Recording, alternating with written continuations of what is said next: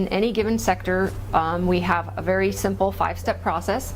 We we create the space for stakeholders to come together to explore collaboration around that sector. So if that's healthcare, if that's ICT, and when we say create the space, that means we basically bring them to a meeting, or we do this over the phone, either works.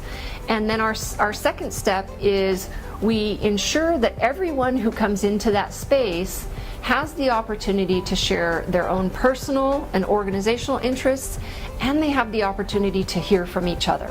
So we have a structure where we're creating uninterrupted time, which is rare in meetings these days, where you have an opportunity to share what you're interested in, and then you have an opportunity to hear everyone else's interests.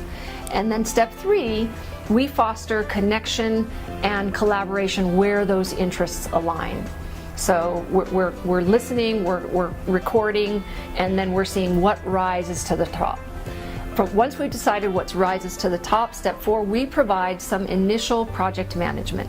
And ideally that's done in a team with the regional consortia, the sector navigator, the deputy sector navigator, these terms are common to my colleagues, and the centers of excellence, because then we're all working on this together and we're not out there engaging these industries separately and tripping over each other, etc. And then step 5, we repeat the cycle to come back to that marketplace and go through all of those steps again.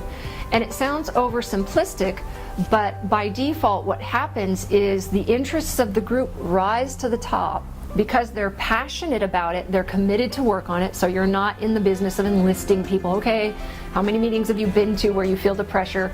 We need somebody to work on this, who's going to sign up? This is not that model.